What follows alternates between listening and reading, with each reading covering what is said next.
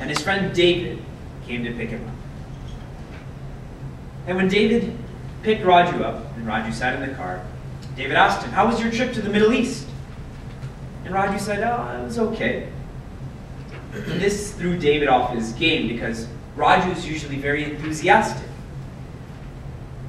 "You went for a marketing assignment, and you're always so excited about your work. Why so glum? What happened?" So Raju begins to narrate. "I was given this marketing assignment to present a soft drink in the Middle East. And I went there with these big ideas on how to market this. But when I got there, what I realized is that they don't speak English, that they speak Arabic there. So all of my plans faded then." So David is hearing this, and he's thinking, but you were there the whole time, so what did you do then? Raju says, "I'm a marketing executive, so I used pictures, because a picture's worth 1,000 words. So I created pictures to market the soft drink." So David's very interested. "What pictures did you use?" So Raju begins to show him. "I created 3 huge billboards. And on one of those billboards, there was a gentleman in his garb, and he's in the desert, and he's so hot, and he's about to collapse. He has no strength. Then in the second billboard, he's drinking some of this soft drink. And he's standing up, he's a little bit stronger, he's looking at the sun. And in the third billboard, he drank the whole soft drink, he's crushed the bottle, he's standing like this, and he's very strong." And as David's hearing this, he's thinking, great idea, makes me want to drink the soft drink. And I'm sure we're thinking the same. And Raju says, "That's exactly what I thought too, but what I didn't realize is that they read from the right to the left." So it appears like that soft drink is causing that weakness. Religion is exactly the same. It's simply about perspective. When someone passes away, I can treat that as a great tragedy, or I can treat that as a graduation. It's all about perspective. Srimad Bhagavad Gita is trying to teach us to see the mystical in the mundane. When we drive, when we eat, when we work, when we fight, when we exercise. To find that depth, that spirit in all. And Lord Krishna is saying that everything is an expression of that infinite nature. In the same way, like everything I'm wearing is an expression of cotton. Everything we eat is an expression of the earth. Lord Krishna is saying all of this is me, and that's why in Shloka 20 he said, "Aham Atma Sarva Bhuta," that I am the self, I am the essence, I am the existence of all creatures. And when he makes that statement, the most important aspect of that statement is that includes you and me. And I did that purposely because I am you and you are me. When he says Aham Atma Sarva Bhuta, that means all of us. Nothing is exclusive of infinity. Mathematically it's not possible, scientifically it's not possible, philosophically it's not possible either. The infinite is all embracing. Bhagavan Sri Krishna began sharing in many, many ways his glories. But he said before he began that I can only share some of them because there is no end to my glories. Na anta. And he said, I'll choose some of my glories, the ones that stand out. His glories are everywhere, but only some stand out for you and I to see. Just like carbon.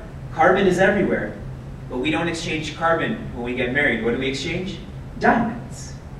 Air is everywhere, but when I'm hot, I have to turn on a fan because it concentrates that air. So Lord Krishna says the same, that I am everywhere, but I'm going to share with you some of the places that you can see.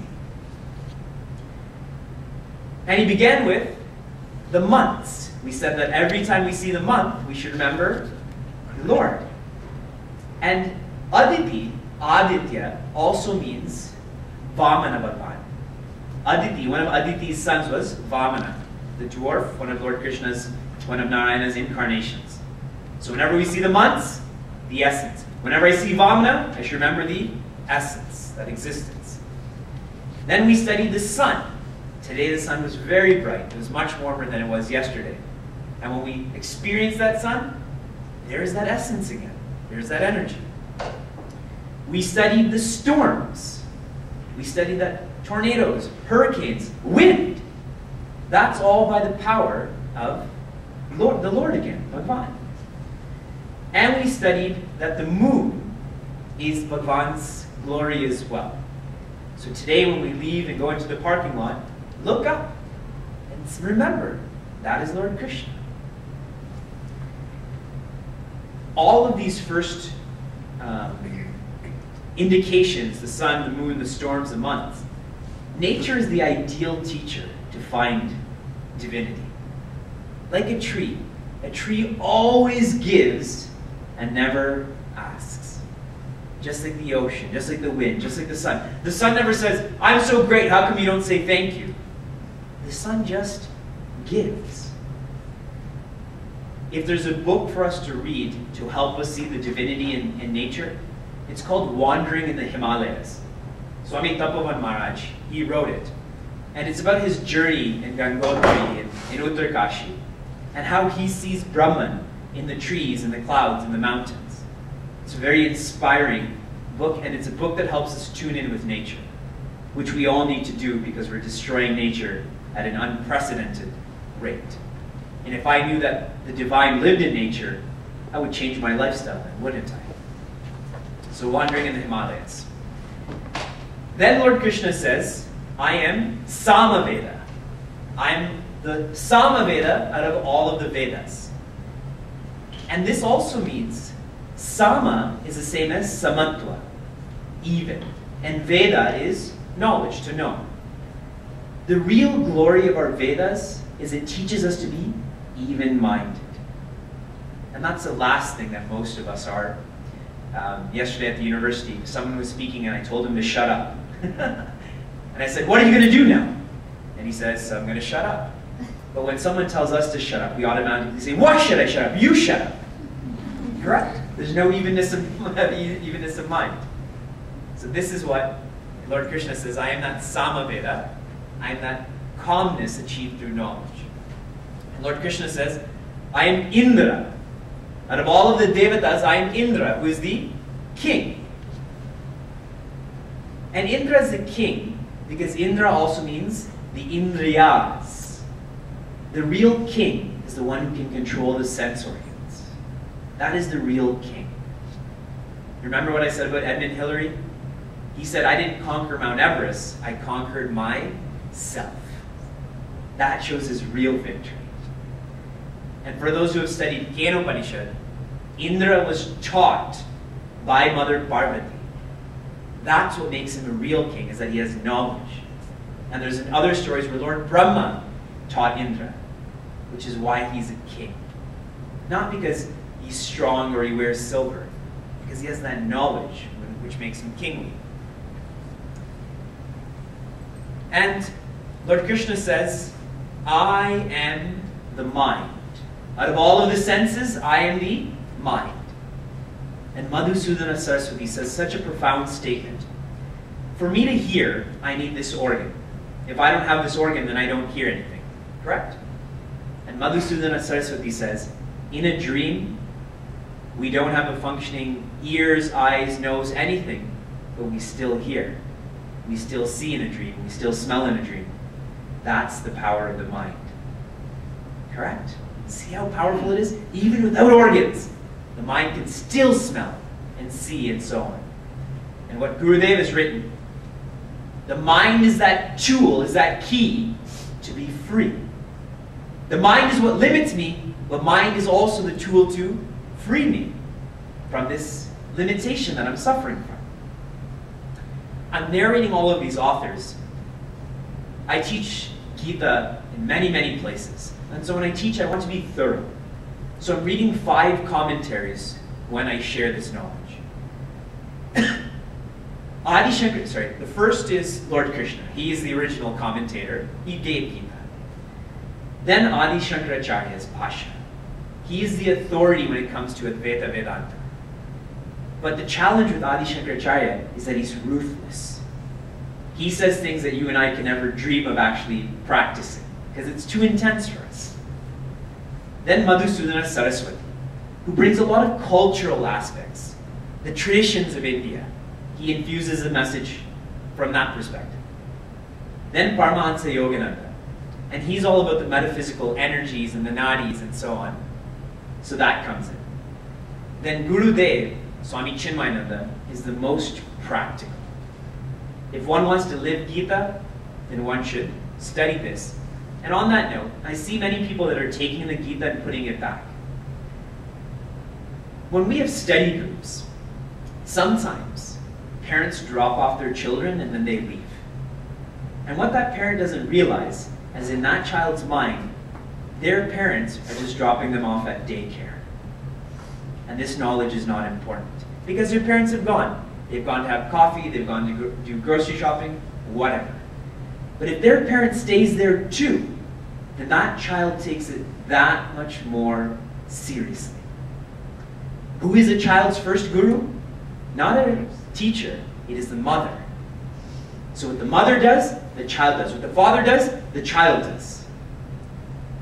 So if we want to really change, then we need to keep studying, not just for 90 minutes while I'm here. Take this and read. There's 1,200 pages in here, I think. It's 1 cent a page. It's less than that. Take this seriously. And Lord Krishna says, I am intelligence. I am that buddhi. And what he means by that is, the intelligence is what is used to discriminate. And the sad part is, in Time magazine they recently shared that American high schools have just as much racism today as when Martin Luther King was around. So we keep saying we're more diverse and we're more accepting, but really it's just talk, but it's not happening. Real discrimination is not amongst skin color. Nobody in this room chose their skin color. Nobody chose to be a girl or a boy. It just happened. But what we can choose is this will bring me joy and this will not bring me joy, so I'm going to choose that which will bring me joy. That is real intelligence. That is real discrimination. What Lord Krishna is saying is that all of these functions of the mind, I'm that. I live in the mind. What is the difference between a sleeping person and a dead person? The only difference is one has that life principle and one doesn't. And Lord Krishna is saying, I am that life principle.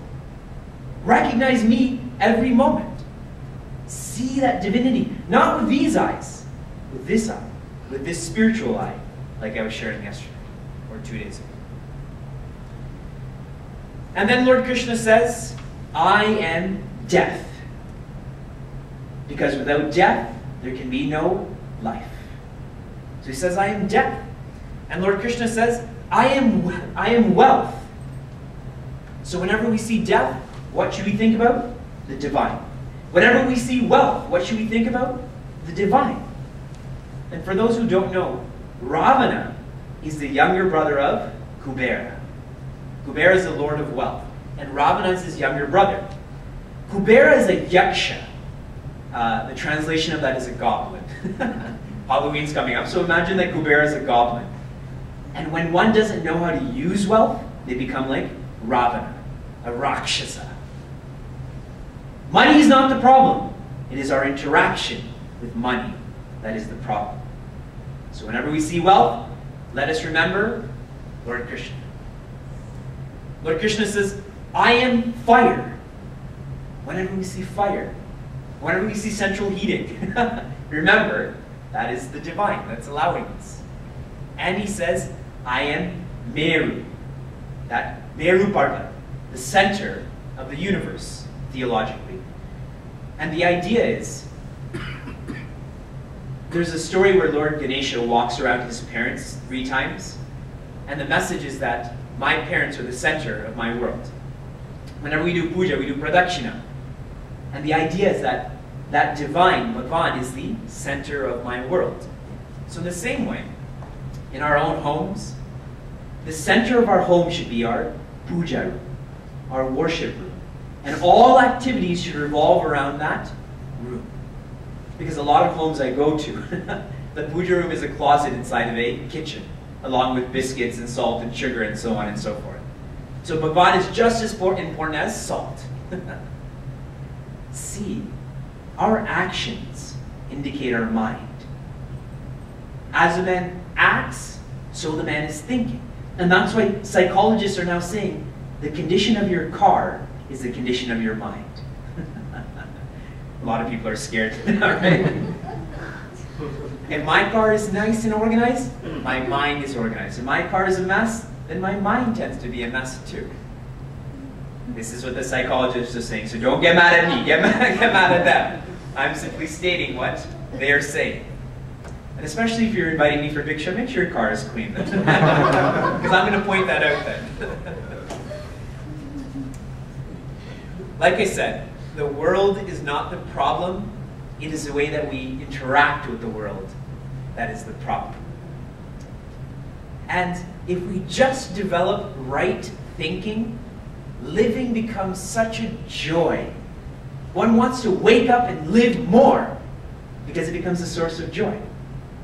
And right thinking is associated with common sense. But we all know common sense is not so common anymore. And I'll tell you a story related to that.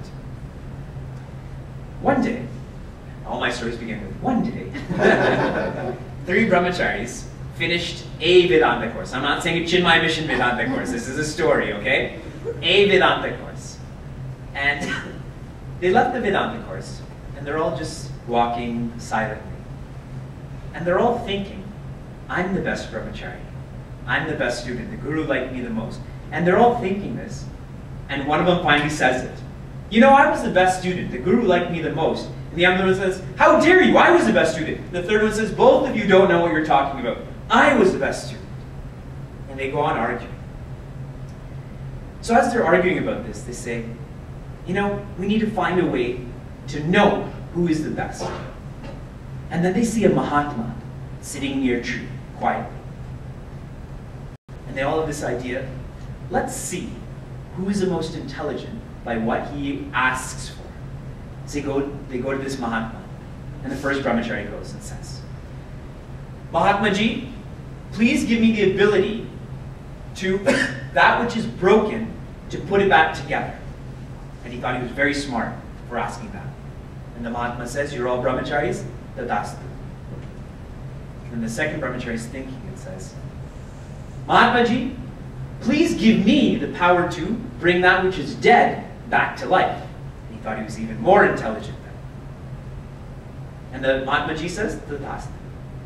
The third brahmachari goes and says, Mahatma Ji, please give me common sense. And the other 2 brahmacharis are laughing at this. Who wants common sense? But the Mahatma Ji says, Tadastu. So now they all walk away and they're thinking, how do we know if we've been blessed with this? He said Tadastu, but how do I know? So they are walking and they see a dismembered tiger.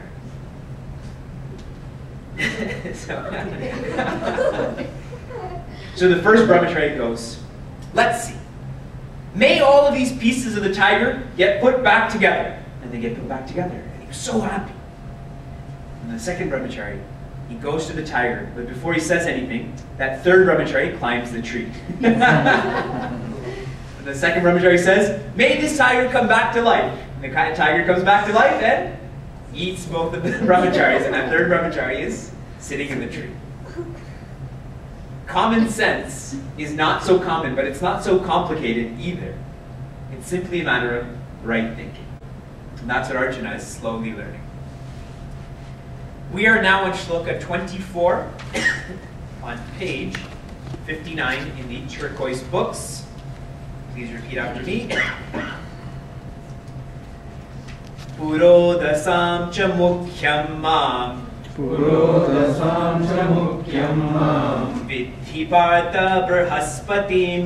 Vidhi Partha Brahaspatim. Senaninamaham Skandaha. Senaninamaham Skandaha.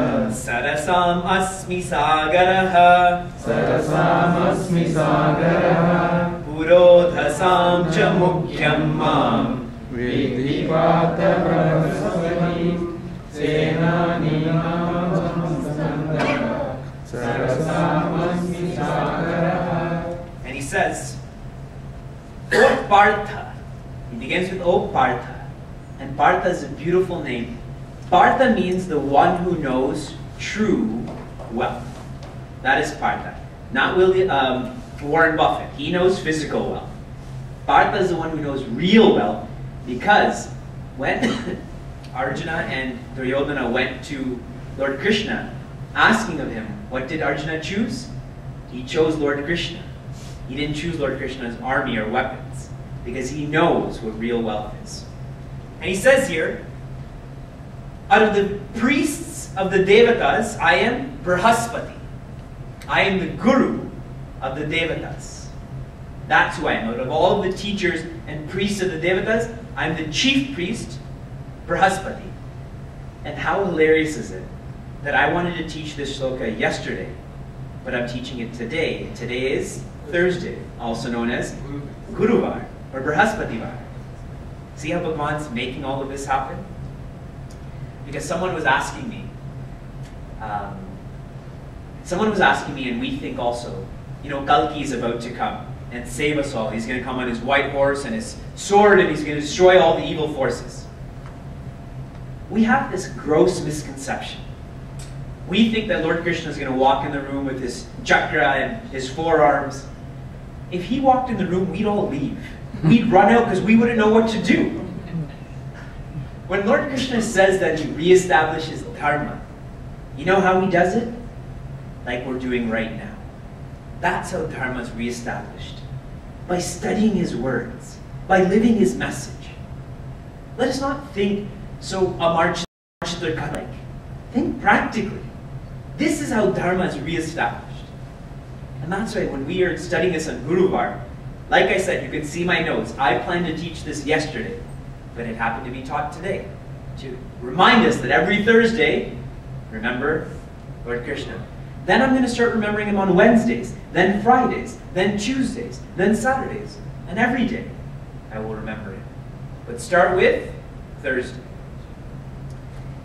And Lord Krishna says, out of all of the generals in the armies of the Devatas, I am Skanda. Skanda is the son of Lord Krishna, Lord Shiva. I'm saying Lord Krishna so often I can't change that now. That he is Kartikeya. And Skandaha also means what in Sanskrit? Shoulders. So whenever we say our shoulders, what should we remember? Remember the divine. Remember Skanda. And he says here, Sarasam Asmi Sagaraha. Out of all of the lakes, I am the ocean. And Swami Chinmaya so beautifully writes here, doesn't every lake in the world depend on the ocean?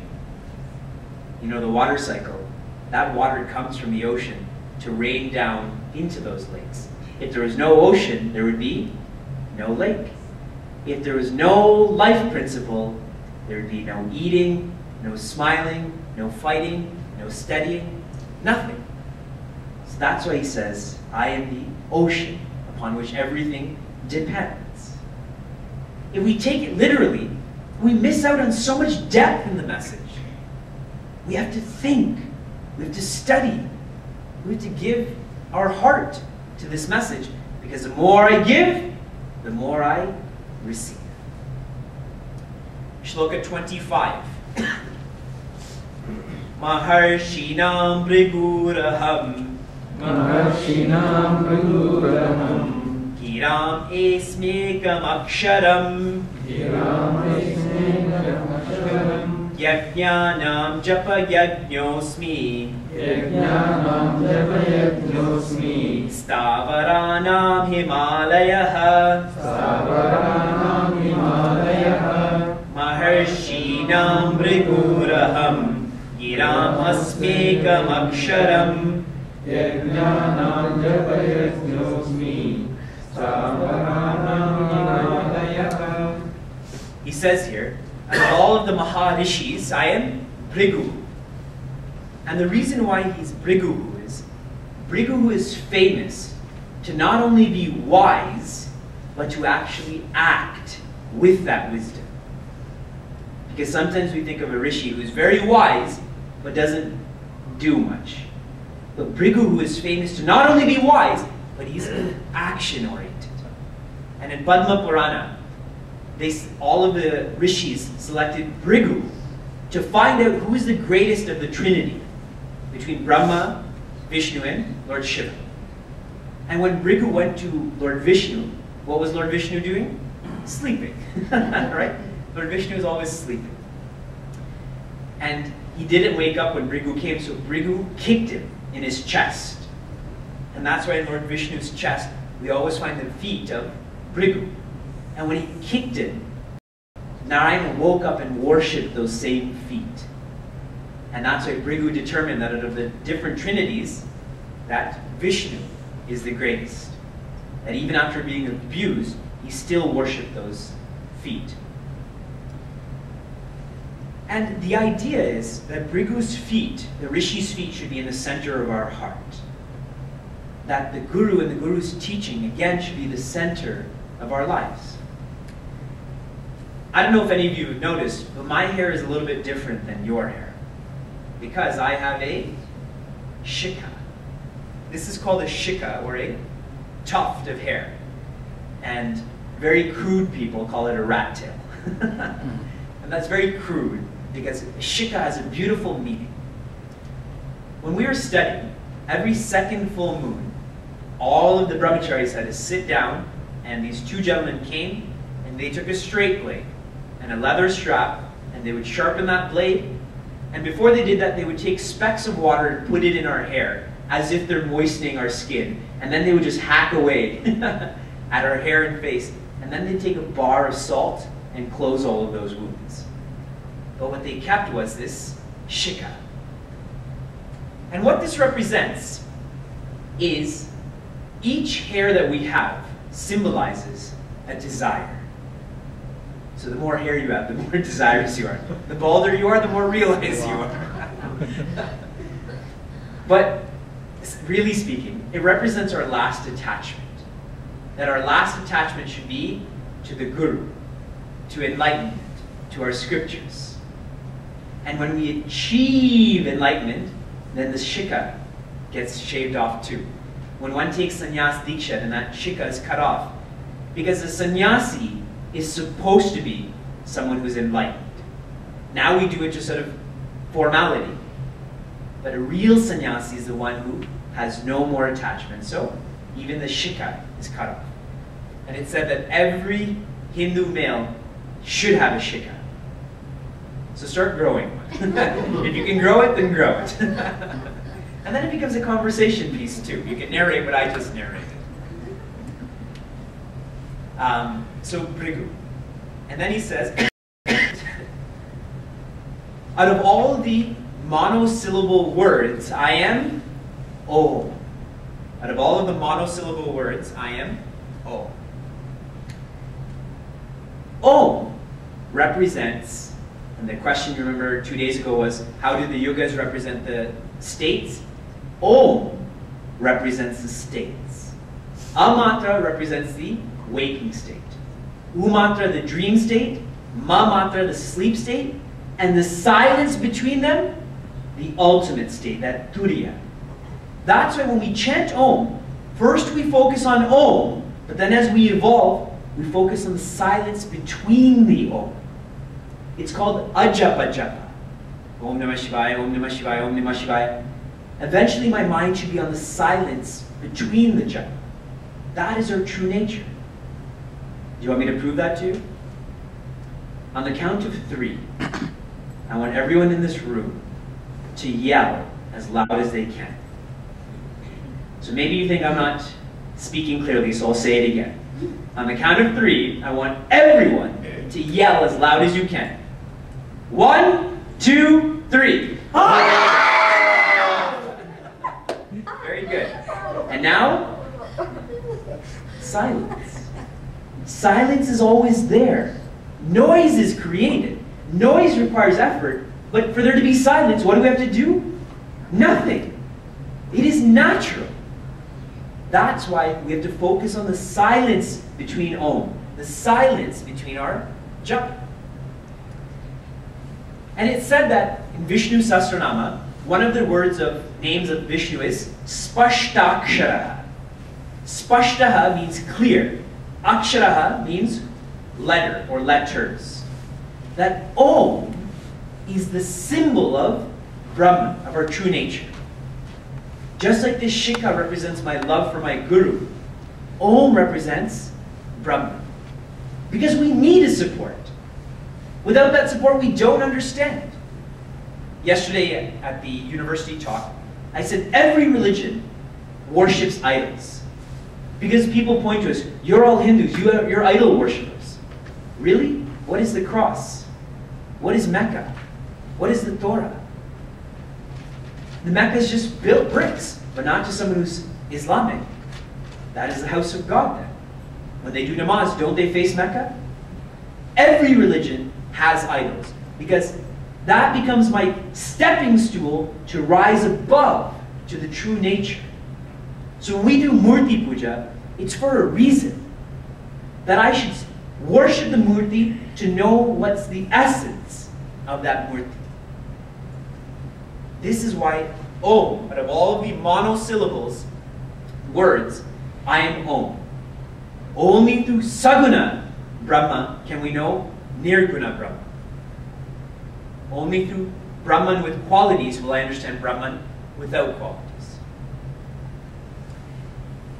And Bhagavan says, out of all of the yajnas, I am japa. And the reason he says japa is because japa can be practiced at any time, in any place, by anyone. I'll tell you another taxi driver's story. I learn a lot from taxi drivers. I was taking a cab from one of our mission members' homes to the Buffalo airport, and he was driving a Crown Victoria. And the gear shifter is not like most cars are, it's up here. And when I told him to take me to the airport, when he put it into drive, he took a japa mala and started doing japa while he was driving. And I thought to myself, this person has to work all day, he has to drive all day. And here he is transforming this mundane activity into a form of sadhana. Right? Anyone can do it at any time. It's the most universal form of sadhana. And the purpose of japa, for those who have tried meditating, the most difficult part of meditating is when I sit down and I close my eyes. I go from this to, right? We go to sleep. And then we sleep for 45 minutes, then we get up and we say, yeah, I meditated for 45 minins. Oh, Mahatma Ji, you're so great, right?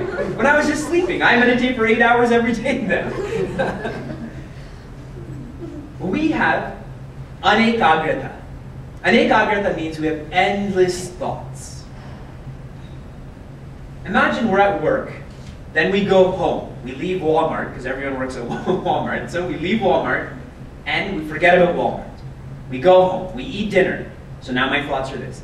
Watch TV, read the newspaper, go to the bedroom, brush teeth, change clothes, lie down in bed. And the last thought is, I want to sleep. And then what happens? Then I sleep, and that thought goes away. So when we sit down for meditation, the same thing happens. The mind thinks it's going to sleep, so it sleeps. That's why training is required to meditate, where japa comes in. Japa changes, first of all, the quality of thoughts rather than about money or fighting or football scores. My mind turns towards Lord Shiva or Lord Krishna.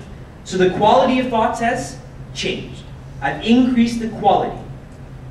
And instead of having so many thoughts, now I'm bringing it down to one thought. So the quantity has decreased. And usually my thoughts are about the world, but now my thoughts are about myself. So increase the quality, decrease the quantity, and change the direction. All of that is achieved with japa. That's why I said in Srimad Bhagavatam, what is the sadhana to be practiced in Kali Yuga? Japa. And there's the etymology of this is called Janmaha Bhati iti Japa. That which protects us from being born again is japa. It protects us, meaning we attain enlightenment simply through japa.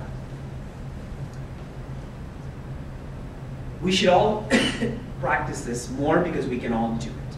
And that's what Lord Krishna is teaching us. And he says, Stavaranam Himalaya. Out of all things that are immovable, I am the Himalayas.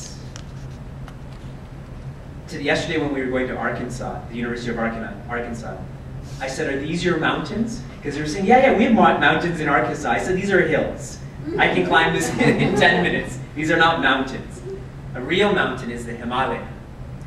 And what Gurudev has very thoughtfully said, the Himalayas is the protector and provider in India.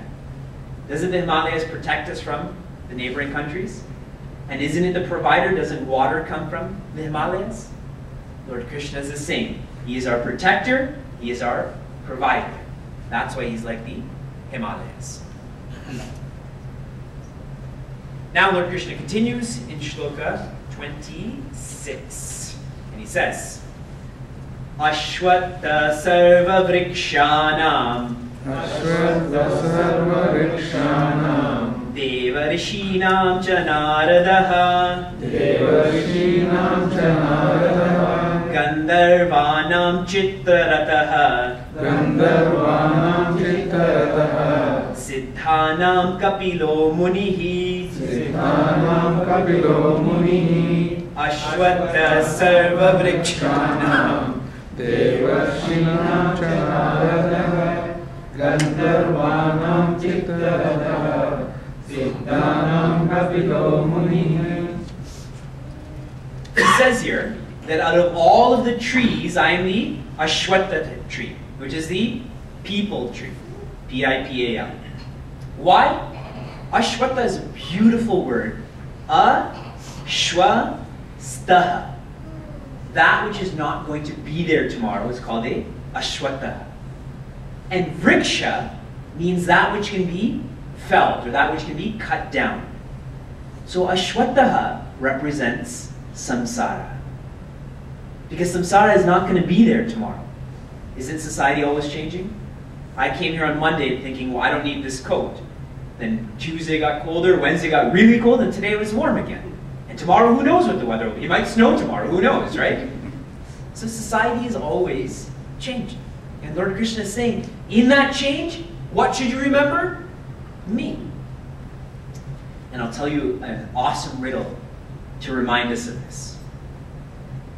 What 4-word phrase, and each word has 4 letters. If you say it to a happy person, they become sad. And if you say it to a sad person, they become happy. So how many words in the phrase? 4. How many letters in each word? 4. Say it to a happy person, they become sad. Say it to a sad person, they become happy. What that phrase is, I'll give you a hint. Second word is this. Third word is will. First word is even. Even this will pass. And isn't it true? Even this will pass. When we came to this country, how am I going to survive? How am I going to raise my children? But even this will pass. And now look, everyone's doing well for themselves. When summer, we should remember, even this will pass. Winter. When winter, even this will pass. Summer. So Lord Krishna, whenever we see change, we should remember the divine. Whenever we see a tree, we should remember the divine. Lord Krishna says that of all of the Deva Rishis, I am Narada. And Narada is wonderful because wherever he goes, he is welcomed. The Rakshasas welcome him, the Devatas welcome him, Naras welcome him. Everybody loves Narada. He's just a jovial person that everyone wants to be around. And what Gurudeva said is the greatness of Narada is that he's a missionary. His mission is to convert people from sorrow into happiness. And he travels ceaselessly trying to do this. Now I'll tell you a joke about Narada. See, Narada is a celibate. He's a brahmachari. 3 brahmacharis finished the Vedanta course. Well, for one day, 3 brahmacharis finished a Vedanta course. And again, not a Chinmaya Mission Vedanta course. This is another organization's Vedanta course. And they left the ashram. And again, that same, I'm the best student, I learned the most, and the Guru thought I was the best. And they're all thinking this, and finally one says it, and the other says it, the other says it. They said, we have to figure out who is the most wise of us brahmacharis. And what I forgot to tell you, one is an American, one is a Canadian, and one is an Indian. So they think, okay, we have to figure out who's the most intelligent. And as they're thinking about this, they see a donkey. And they see this donkey, and when they're looking at the donkey's going, hee-haw, hee-haw, hee-haw, because that's what donkeys do. And so they come up with an idea. Whoever can make the donkey go hee-haw, hee-haw, hee-haw will be the more intelligent brahmachari. So they all said, namaste, yes, instead of handshakes, they said, namaste, let's do it. And so naturally, the American goes first, because Americans love to go first in everything. And he confidently walks up to that donkey, and he grabs the donkey by the head, and he tries to force left and right. But donkeys are strong. And so that donkey keeps going hee-haw, hee-haw, hee-haw, and that brahmachari is just being thrown around, and he walks back with his head down low. Now the second brahmachari is a Canadian, because the Canadians always go second, and we always let the Americans go first, and then we follow them. But Canadians are business-minded, and that's why we didn't suffer a recession like the Americans did so much. And this Canadian saw a vegetable stand, and so he went and bought a carrot. And he went up to that donkey, and he swayed the carrot left and right. And that donkey still went hee-haw, hee-haw, hee-haw, and the Canadian was trying, but no luck. So he walks back with his head down. Now the Indian brahmachari. He calmly goes up to that donkey. He stands beside the donkey, and he steps up on his toes, and he whispers something in the donkey's ear. And the donkey goes hee-haw, hee-haw, hee-haw. And the Indian smiles, and he walks back confidently, and both the other brahmacharis are so keen. What did you say to that brahmachari, to that donkey? And the Indian says, what I whispered in the donkey's ear is, in your next life, do you want to be a brahmachari?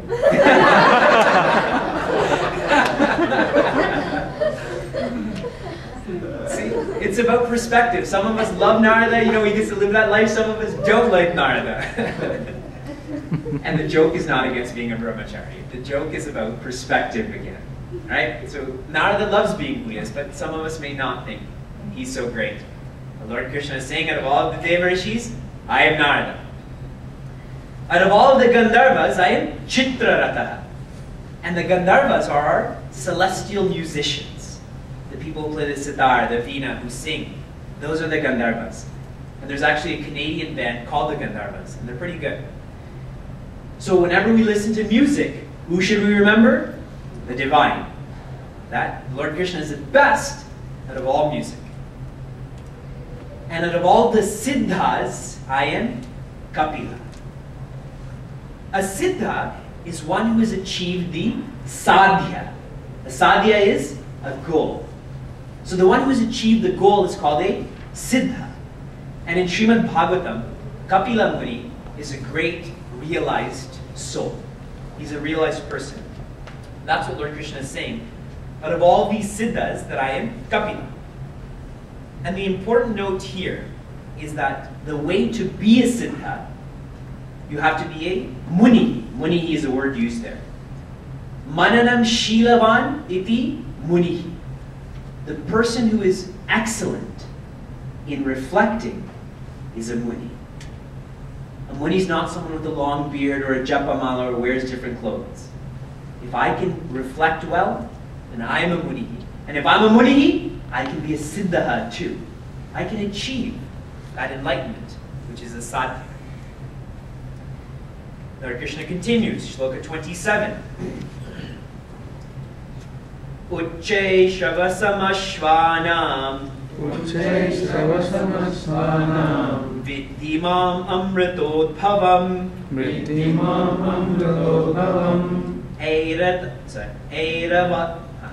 Airavatam Gajendranam Airavatam Gajendranam Naranam cha Naradipam Naranam cha Naradipam Ucche Shavasamashvanam Viddimam Airavatam Gajendranam Naranam cha Naradipam.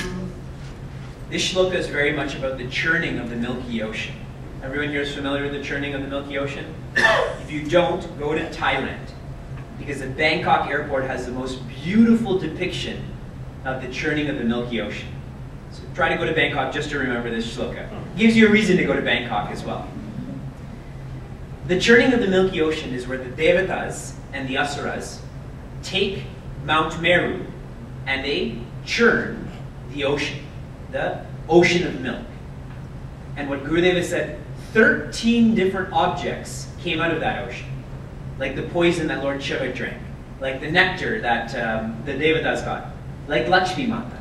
It said that Deepavali is the day that Lakshmi Mata came out of that ocean, and she married Narayana that day.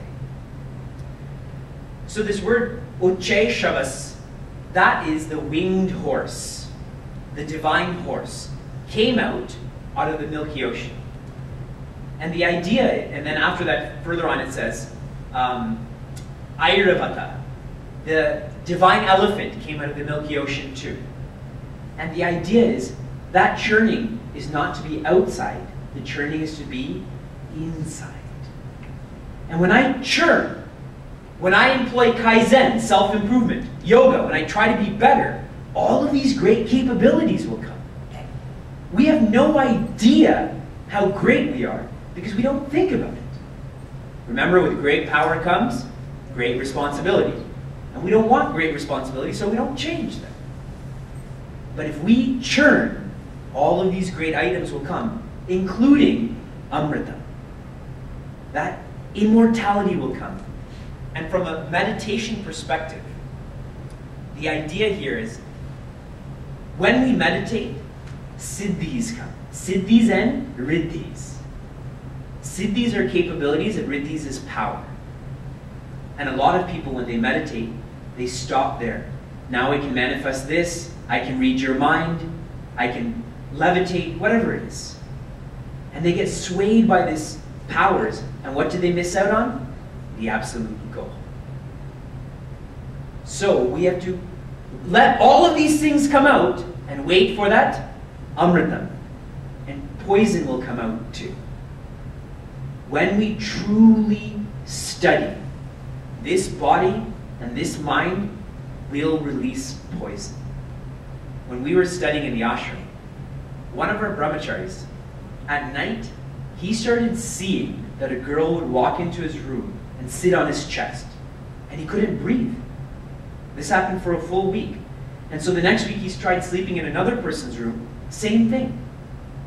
It's that mind releasing its impurities, like detox. In Kerala they have a lot of Ayurvedic treatments, and all of that poison in the body comes out through such treatments. But the ultimate treatment is studying Vedanta. That is a true way for all of this poison to come out. So in our meditation, keep moving. When there's pain in the knee, let it be there. Just watch it. When there's anger in the mind, don't succumb to it. Watch it and keep moving forward till we are free, till we truly believe that we are that divinity. That is what's explained in this shloka. Shloka 28. Sorry, the last thing I wanted to say is, out of all men, I am the king. So Naranam, Naradipam, again, naturally Lord Krishna is the king of men. And that's why for anyone who does puja, near the end we do Raja Upachara. We offer Lord Krishna an umbrella, we offer him a fan, we offer him music and dance, and we offer him horses and elephants, because he's the king. And our whole life should revolve around the king. Not President Obama. He's not the real king. The real king is Lord Krishna. Shloka 28. Ayudhanamaham vajram. Ayudhanamaham vajram. Dhenunam asmi kamadhuk. Dhenunam asmi kamadhuk. Prajanaschasmi kandarpaha. Prajanaschasmi kandarpaha. Sarvanam asmi vasukihi. Sarvanam asmi vasukihi. Ayudhanamaham vajram. Dhenunam asmi kamadhuk. Prajanaschasmi kandarpaha. Sarvanam asmi vasukihi. Out of all weapons, I am the Vajra. The Vajra is the thunderbolt that Indra holds. And it said that the Vajra is unbreakable. Remember the Ramayana series and the Mahabharata series where Ravana shoots an arrow, then Lord Rama shoots an arrow and everything explodes? The Vajra cannot be broken. And interestingly, does anyone know how the Vajra is made? It's made by the rib bone of a rishi, Dadichi. And it shows that any part of a rishi, though physically can be broken, symbolically or in its essence, can never be broken. Because they have knowledge. And I was sharing today with that once Alexander was traveling through India, and there was a Mahatma that was just sitting, just lying down. And Alexander said, "Move." And that Mahatma says, "I don't answer to anyone but the king," meaning the real king. And Alexander says, "I'll kill you. I'll cut your head off right now." And that rishi says, "I am you. I am going to be cutting. I am that sword. I'm going to watch my head come off." Indicating that he is all of this. He's achieved that. That rishi knows that he is all of that. So there's nothing to fear. And that's where Alexander truly learned. You know, he learned a lot in India. And that's why they say Jesus Christ too went to India and studied. Our rishis are unprecedented. And if we come to love them, we will be unbreakable too. When the world pushes, we will be like that Meru, like that Himalaya. Nothing can move us. But not with our muscles, with the muscle of our mind. This is what we're trying to learn. And he says, out of all of the cows, I am Kamaduk. And Kamaduk is Vasishta Rishi's cow. And Kamaduk is a theological cow that anything you ask of the cow will give that to you. And the idea here is that Kamaduk, comes out of that churning tube. And when we churn, we will get not only material gain, we will also get spiritual gain.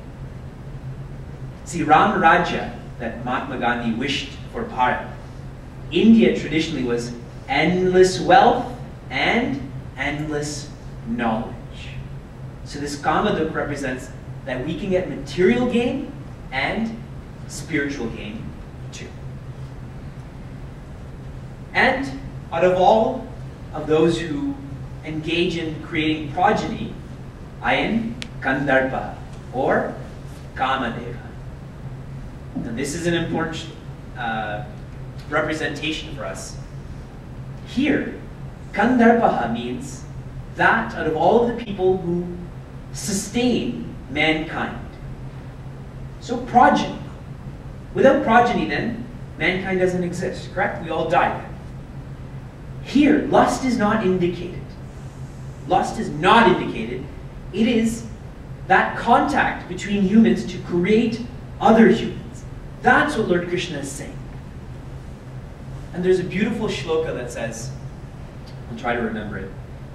Ahara, nidra, bhaya, metunam cha, samanam etat pashubhir narana, dharmo hi tesham adhiko visheshaha dharmena hinam pashubhi samanaha.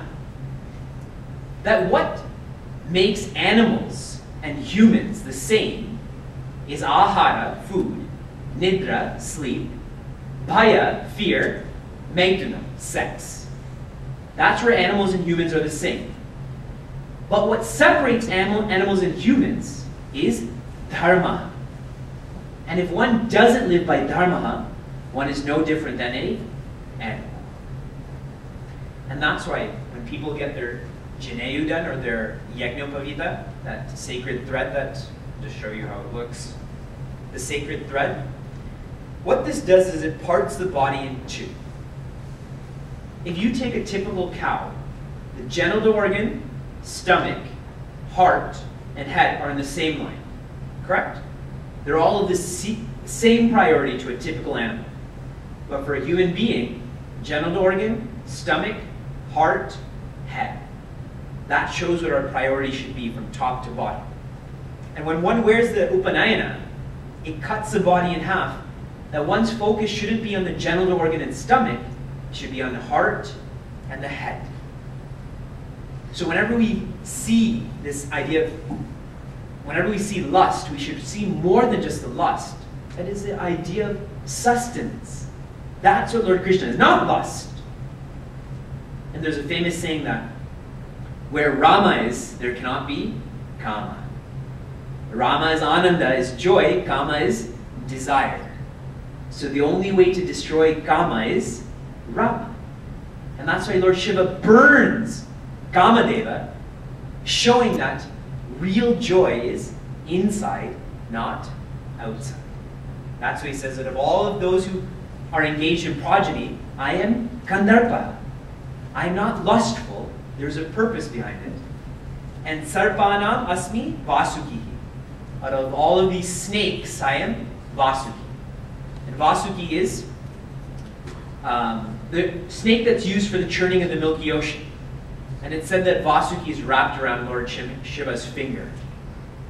And the idea again is that our world should be wrapped around, we should be wrapped around Lord Shiva, around Mary. So out of all of the great snakes, I am Vasuki. So whenever we see snakes now, what should we think of? Not fear. We should remember the divine. Mountains, snakes, children. Whenever we see children, remember that that was that progeny that created that. Whenever we see cows, Lord Krishna. Japa, Lord Krishna. See how he's taking the different facets of the world? And now I saw a couple of people say, when I talked about snakes, they were scared. Every human being has 5 debts that they owe. It's called the Pancha Rinas. Rinas means debts. And this is a beautiful subject that our rishis have taught us. So I hope that everyone can remember this. Because Thanksgiving is coming up. And Thanksgiving is a day to give thanks, not to shop. Unlike, well, you're all talking about Walmart, right? You make $1 billion a day that day. You want people to shop because it ensures your job. But Thanksgiving is a day to give thanks. And there's 5 different entities in this universe we have to give thanks to. Number 1 is called the Devarina. The Devas are the phenomenal forces, like the sun. Imagine there was no sun. Imagine there was no gravity. If you jumped, you just disappear. Imagine there was no wind. We owe a debt to all of these phenomenal forces. And how to pay that debt? Every day when we leave the house, fold our hands, close our eyes, and just say thank you. Thank you to the sun, thank you to the moon, thank you to the stars, thank you to lightning, and all of that. Even to lightning. Lightning burns down forests. That's nature's way of that which is old to burn it down to create it fresh again. The soil after a forest fire is more fertile than it was before, thanks to lightning. Doesn't mean you should be an arsonist and say, yeah, I'm going to start burning down forests too. Then, Bhutarina. We owe a debt to creatures that are not human, like snakes. If it weren't for snakes, you and I wouldn't have wheat, we wouldn't have sugar, we wouldn't have rice, Because snakes control the rat population. And what do rats eat? Sugar, wheat, snakes. We owe a debt to bees. Bees that pollinate flowers, vegetables, and so on. Correct? We owe a debt to trees. Imagine trees didn't take in carbon dioxide. We would all be suffocating right now. We owe a debt to trees. The way to pay off this debt? Live in harmony with nature.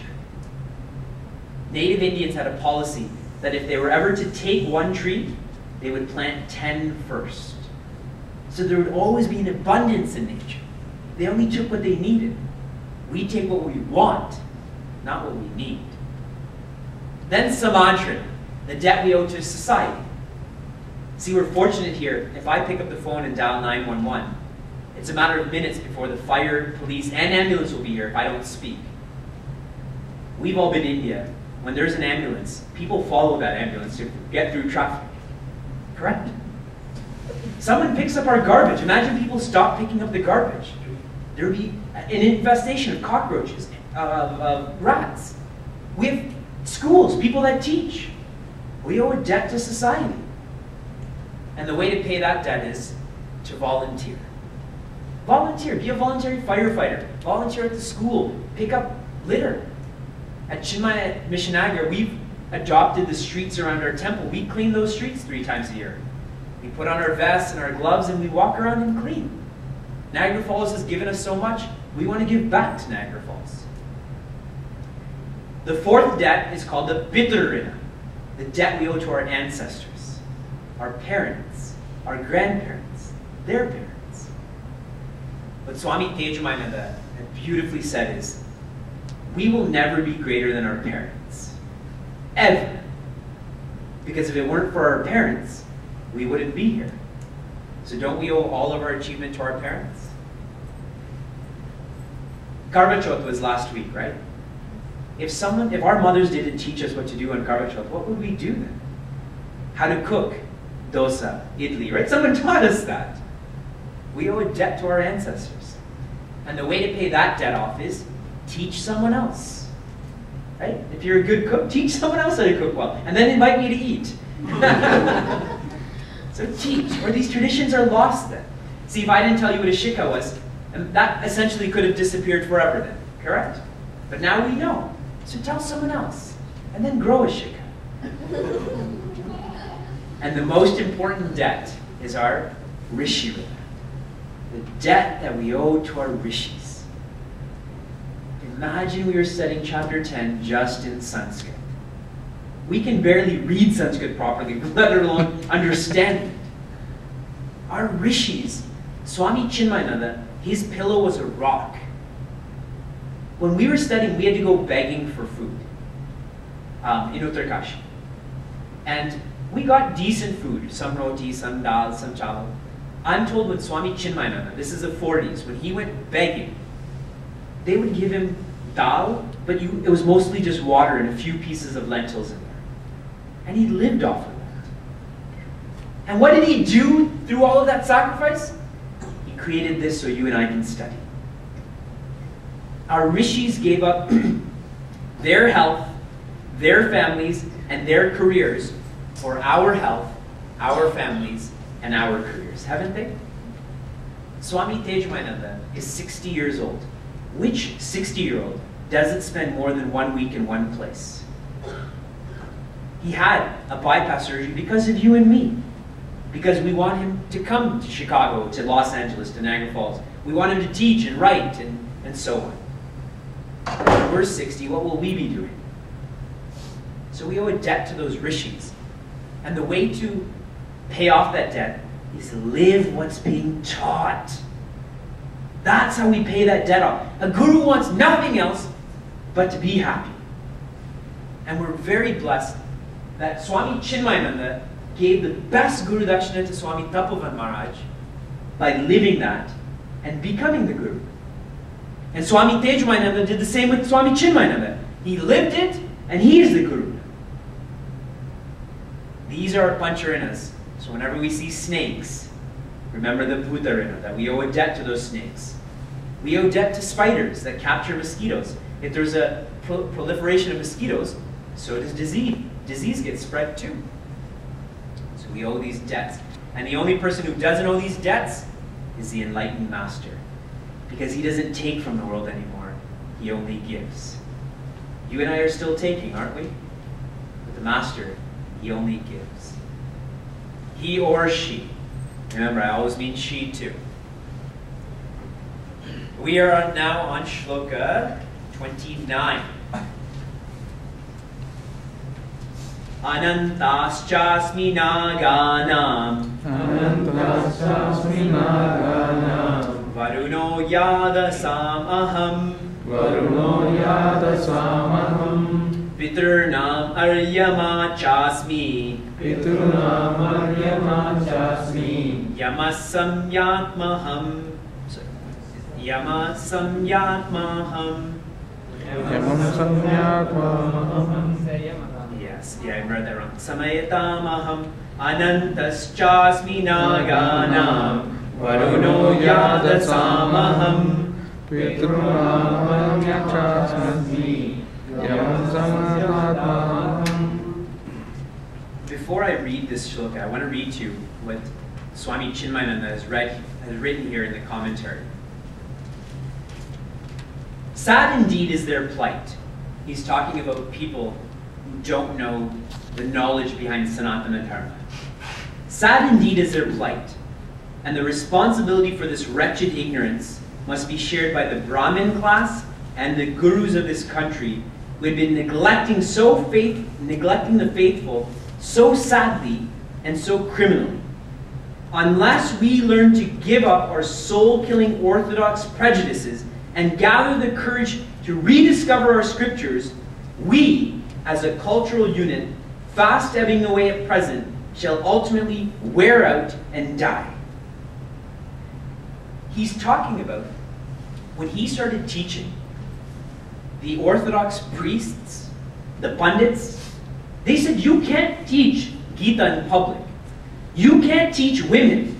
You can't teach in English. They said your head will explode if you do this. In those words exactly. So what did he do? He taught more than. It is our responsibility to learn this, otherwise this will die.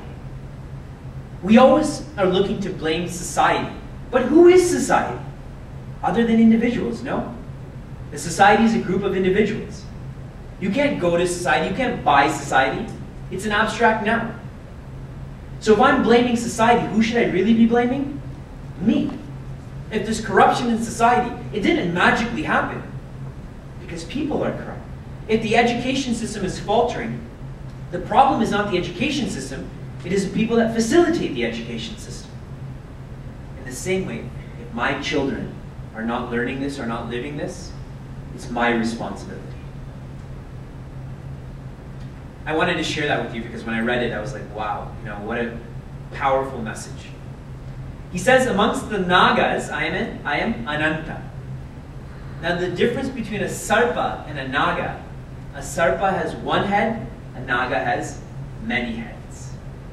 And the most famous Naga is Shesha, where Narayana is resting on Sheshnag, also known as Ananta, who manifests as Lakshmana, who manifests as Balarama.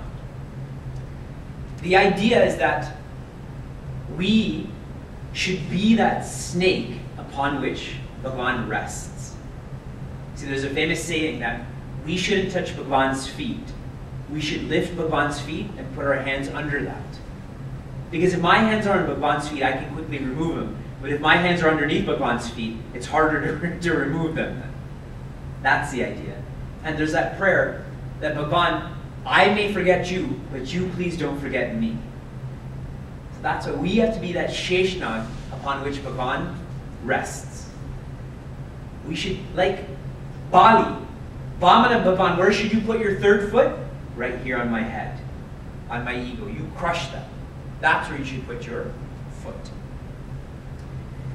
And out of all water beings, I am Varuna, because Varuna is the Lord of water. And of all of our Pitars, all of our ancestors, I am Aryama. See, a lot of these messages are highly Vedic or highly Puranic. And I studied 5 commentaries to find out why Varuna and why Aryama, but I couldn't find anything. Because it wasn't passed down. What is the significance of Varuna? What is the significance of Aryama? So that's your assignment. You find out and tell me. Go on to Google and tell me what is said about this. One of my batchmates had sent me a funny email. He said he was watching a Tamil movie, and the villain and the hero were arguing, and the villain said, "I'm going to hit you so hard that even Google won't be able to find you."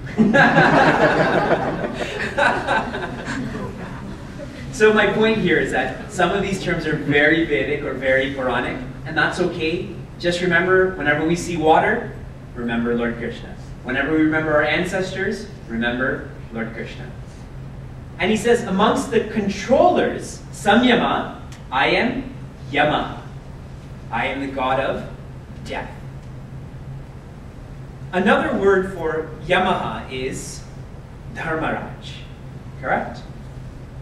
Because Yamaha never takes anyone too soon and never takes anyone too late. Only takes people and plants and animals when they're supposed to be taken. Because often we say, why me? He passed away too young, she passed away too old, or whatever it is. Nobody dies unless they've completed their spiritual journey in this embodiment. So whenever we experience death in our family, because no one experiences death, because we're dead at that point. Whenever we experience death in our family, friends, community, remember that it's all controlled. It is not random, it's not by accident. This all happens for a purpose. The universe is not a chaos, it is a cosmos. And also remember that without death, there can be no development. If I didn't die as a boy, I could never become a youth. If I didn't die as a youth, I could never become an adult, correct? If my skin doesn't die, it can never be fresh then. Right? People exfoliate their skin, get rid of the dead skin cells so the new ones can come. They say that every cell in our body, initially they said 7 years, now they say 2 years. In 2 years, every cell in our body changes. Imagine it didn't. How much sicker we would be then. So without death, there can be no development. So I am that controller. We're in Shloka 30 now. Pralad chasmi deityanam. Kala kalayatamaham. Mriganam cha mrigendroham.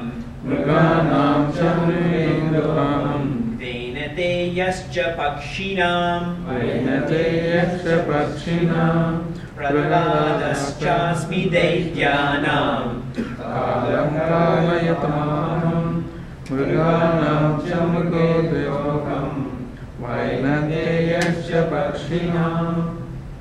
Out of all of the Daityas, I am Prahlad. See, Prahlad is a demon. I don't know if everyone knows that. We all often think Prahlad is a great devotee, and he is, but his nature, not his nature, his lineage is to be demonic. And we should remember that too, that even if our husband or wife is demonic, that we don't have to be. Or if our family or our friends are like this, we don't have to. Don't we tell our children, say no to drugs? Or you don't have to do what your friends are doing? The same applies to us. If we want to be happy, then if someone says, why are you studying Gita on Sunday night, Sunday morning, or on Tuesday night? Because I want to be happy and I don't care what you say. We tell our children not to succumb to that which is lesser, nor should we. And Prahlad is the best example of that. His father said, I will kill you. And he tried many times, but Om Namo Narayana. That my vision is there, you can't touch me. And how true that is. Prahlad is a great story to teach that. And he says, out of all of the kalayatams, all of that those instruments that keep track. I am time. And time is a precious asset. They say time is money. Time is more than money, because money comes and goes, but time never comes back, does it? Time is like land. You can't create more of it. Doesn't matter how rich you are, doesn't matter how much I cry for time. Time is time. And tomorrow, when we have our session with the grade 6s and 7s and 8s through 12s, I'm going to do time management with them. I'm going to have a time management session with them. Because often, on Sunday morning, they make excuses. I have this to do, I have to study, blah, blah, blah, blah, blah. But I do many workshops on time management. The typical elementary school student has 5 to 15 hours that they think they don't have, but is actually there. Elementary and high school. The typical university student has between 15 and 25 hours that they claim they don't have, but is there. Because they're spending their time, they have less time in class, right? And so they're just wasting that time. And the typical adult has between 5 and 15 hours, which they claim they don't have, but is actually there. And I'm going to explain this to the children, the Baghavad students, tomorrow. And when I do, make sure you ask them what I taught. That way they'll be reminded of it, and then you'll realize, too, the importance of time management. So we're going to study that tomorrow. And this is a dear subject to me because no education is complete without religious studies.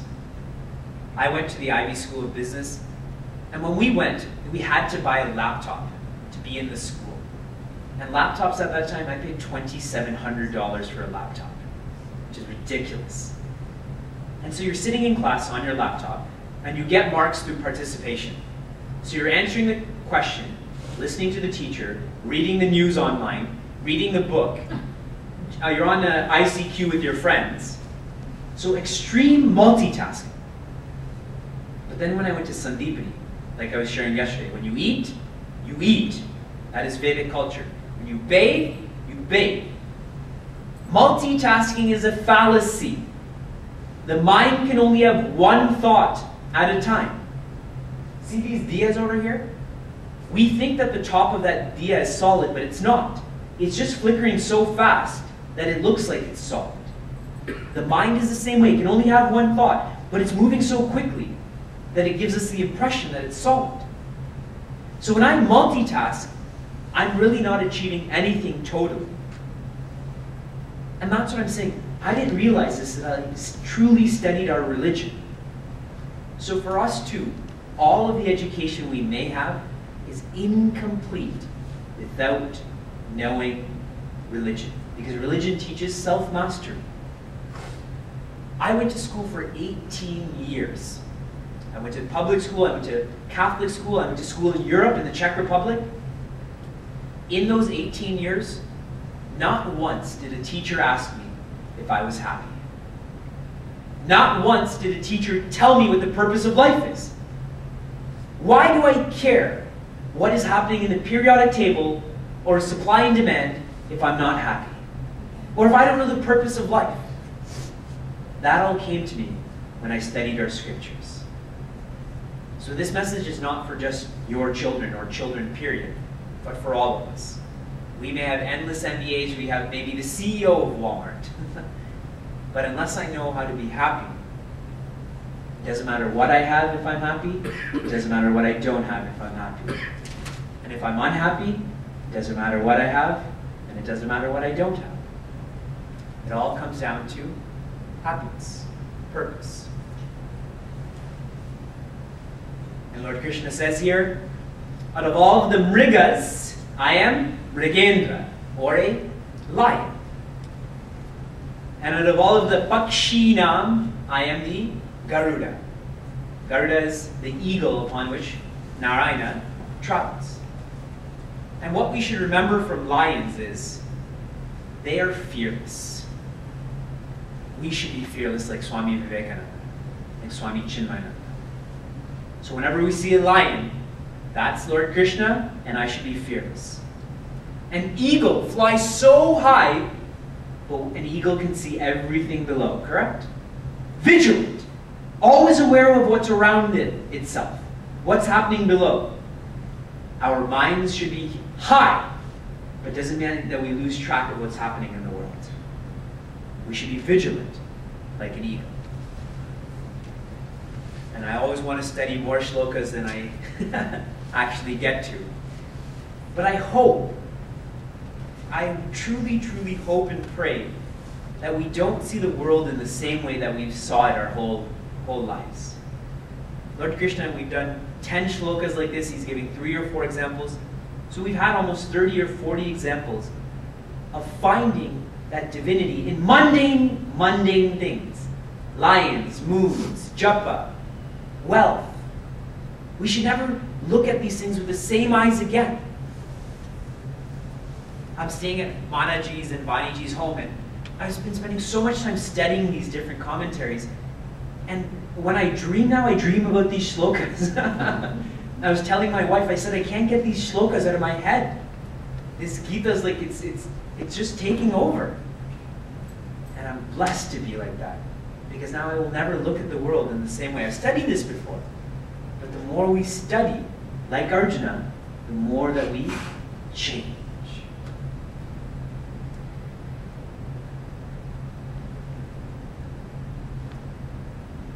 Tomorrow will be the last evening of our Jnana. And whenever we complete a text, what do we do then? We always read the first shloka again. Because the idea is that the text never finished, that I should study it again. Just like when we give funds, we always give $101 or $21 or whatever. That it's not 20 complete, that let this wealth grow. Right now, Gita is being taught through all of these commentaries and being verbalized through me. Recently, our Chinmaya International Foundation, which is located in the birthplace of Adi Shankaracharya. See, in Kerala, it's a matriarchal system. So children are always born in the mother's home, not in the father's home. Chinmaya Mission acquired that property of Adi Shankaracharya because we follow Shankar Bhasha. Anything Adi Shankaracharya says, he is the champion of Vedanta, that's what is authority for us. So just this past July, Swami Tejamayana, who is the head of Chinmaya Mission, he authored a Gita course online. It's called the Bhagavad Gita course. And you can do this online. And every 2 weeks they send you a lesson, and you study the shlokas, you study the thoughts behind it, then you give your answers. And an actual Acharya marks the answers and sends them back to you. It is dynamic. I've met the Acharyas, I've been to CIF. So when we finish on Friday, we don't really have to finish. For those who want to study Gita from a legitimate authority, not blind leading the blind, study from Swami Tejamayana. He took the Vedanta course in 1972. So for 40 years, he's been studying and teaching Gita. So that mananam is done. We just have to take the message. I highly encourage everyone to sign up for this. They have a beginner's Vedanta course, an advanced Vedanta course, they have a Gita course, they have a Sanskrit course. It's so systematic how to study Sanskrit. And these online courses are between 1 year and 18 months, and they're dirt cheap. A typical university class costs $2,000, $3,000. This course is $200. $200 for 30 lessons. That's less than $10 a lesson. And you're contributing towards CIF, so they can put out more courses. Gurudev's vision was Ghar Ghar Mein Gita. Right? Imagine all of our homes and all of us knew Gita. Wouldn't we be more even-minded then? So please keep that in mind. The website is chinfo.org. Chinfo.org. Chinfo.org. And there's a poster outside, correct, yes. Please check out that poster. Next. Every week, I send out a spiritual email with thoughts, quotes, articles from various newspapers. In the upcoming Acharya, or a few from now, there's a beautiful article on how Swami Vivekananda came to North America and started teaching. If any of you are interested in receiving this Acharya, I send it out once a week. I will not try to sell you anything. I will not sell your information. Then please give me your email address on a piece of paper which I can read. If I can't read, the email is going to go to someone else. If you're interested. And now I've added a podcast too. Because when people are driving to work, I want them to think something spiritual, not something like about traffic. So if you're interested, give me your email address. And the vision behind this was, we get so many useless forwards and jokes and dirty pictures in our inbox. I thought, why not have satsang in our inbox too? So I try to send it on Monday mornings, but the contact list is over 2,000 people now. And Gmail only lets you send 1,000 a day. So I have to send it over multiple days now to make sure everyone receives it. So you may not get it on a Monday is my point. Next. Traditionally, at the end of a period of study, the student expresses his or her appreciation to the guru. Now the guru needs nothing, because the guru has everything, not outside, but inside. Remember, if you're happy, it doesn't matter what you have or what you don't have. So the shishya truly can't give anything that the guru needs, but the shishya wants that guru to keep on teaching others. If you eat at a good restaurant, don't you tell your neighbor, you should go to this restaurant? If you see a good movie, don't you say, hey, go see this movie, it's so good? In the same way, if you've learned anything, if you've benefited, wouldn't you want someone else to learn and benefit the same way? I told you about my story. I went to study for myself, but I discovered contentment, and I can't hold it in.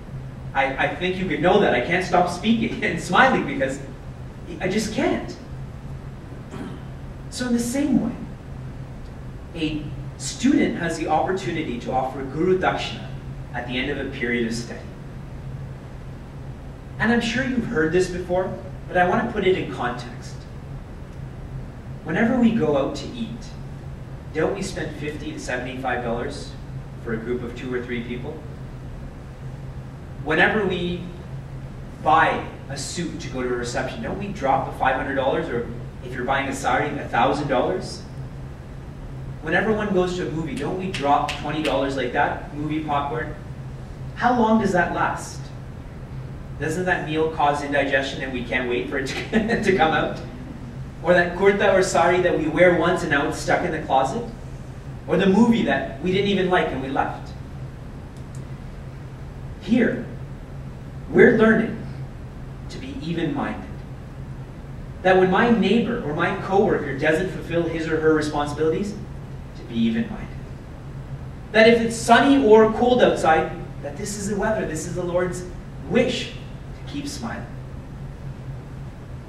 How much is that worth?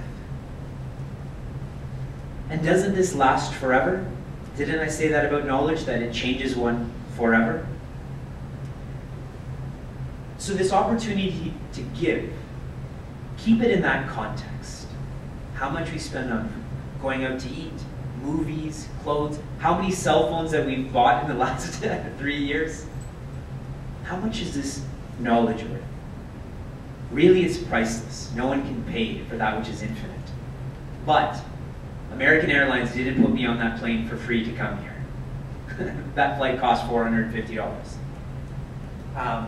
The gas that I needed to use to drive from Niagara Falls to Buffalo, the NOCO station didn't say, okay, yeah, you're an Acharya with Chinmaya mission, you go for free, fill up and leave. We live in a construct where you have to pay rent for a facility. That planes, traveling, books. If all of this was free, then great. But we live in a world where this costs. I've told you that I'm a volunteer. I don't get a paycheck. I do everything as a social service because I love my life.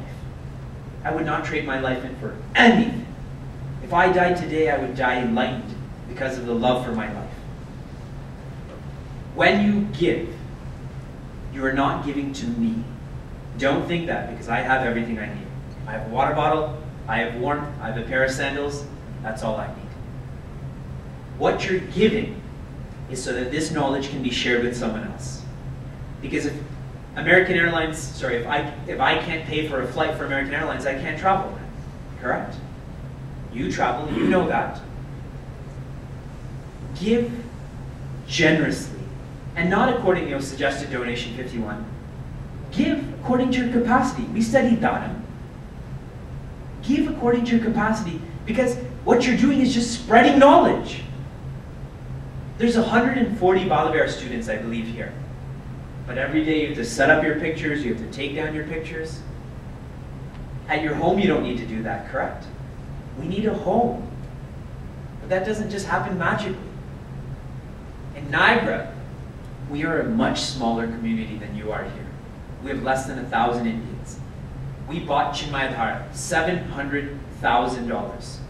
And we put in another $100,000 to put in our murtis, build a stage, so that our kids who are studying can be comfortable.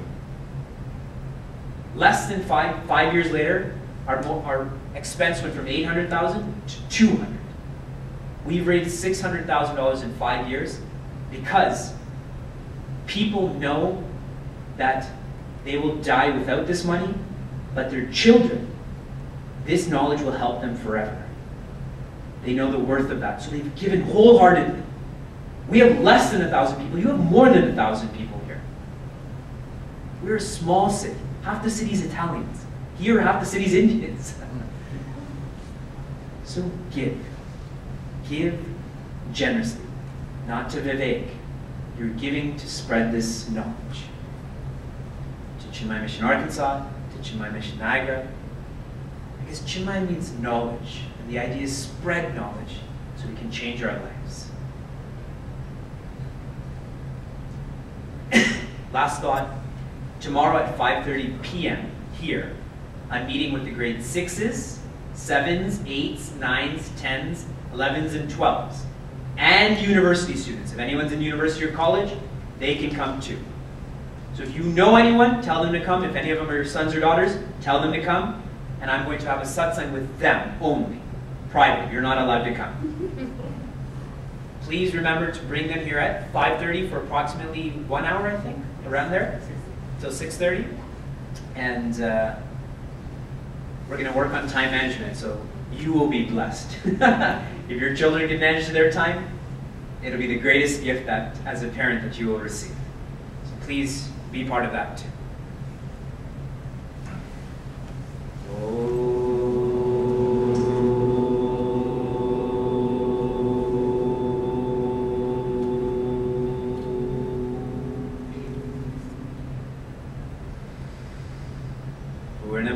Purnamidam Purna Purnamudachyate Purnasya Purnamadaya Purnamevavashishyate Om Shanti Shanti Shanti Harihi Om Shri Gurubhyo Namaha Harihi Om.